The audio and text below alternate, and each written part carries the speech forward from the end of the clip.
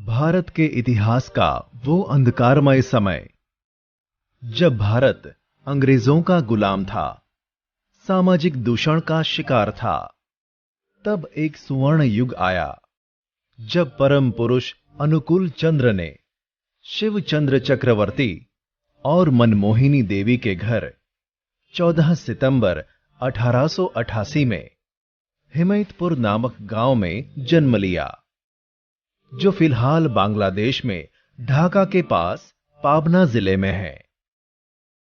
अनुकूल चंद्र जी का बचपन अन्य बालकों की तरह सामान्य था, परंतु बाल्यावस्था में ही उनकी असाधारण शक्तियों की झांकी देते रहे। आर्थिक कारण के अनुसार वे अपनी डॉक्टरी पढ़ाई पूर्ण नहीं कर पाए, क्योंकि उन्होंने कुछ गरीब बच्चों को उनकी पढ़ाई पूर्ण करने में मदद की थी।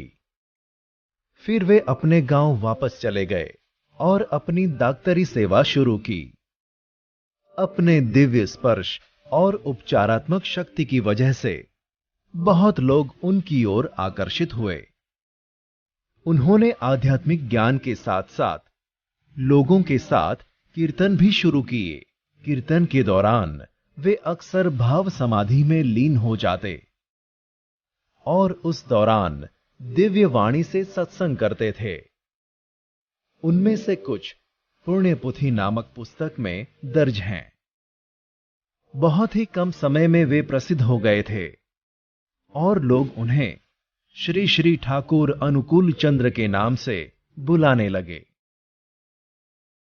उन्होंने सामान्य से सामान्य आदमी तक आध्यात्म का ज्ञान पहुंचाने के लिए सत्संग नामक संस्था शुरू की, जहां वे वर्तमान से उपयुक्त होने का ज्ञान देते थे।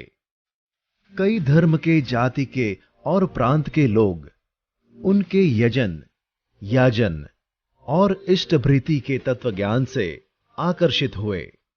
श्री श्री ठाकुर वास्तव में ही इस युग के ईश्वर के दूत, सद्गुरु हैं, जिन्होंने हमेशा निस्वार्थ प्रेम और दया भाव सिखाया है।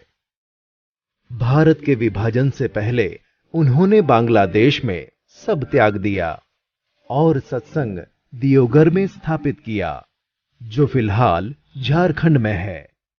वे एक उत्कृष्ट लेखक भी थे। उन्होंने 90 से अधिक किताबें लिखी हैं। श्री श्री ठाकुर से प्रभावित होकर अनेक महान विभूतियां जैसे देशबंधु चितरंजन दास, लाल बहादुर शास्त्री और गुलजारी लाल नंदा ने उनसे आशीर्वाद और ज्ञान प्राप्त किया है। सन 1969 26 जनवरी के दिन श्री श्री ठाकुर की दिव्य आभा इस पृथ्वी से चल बसी।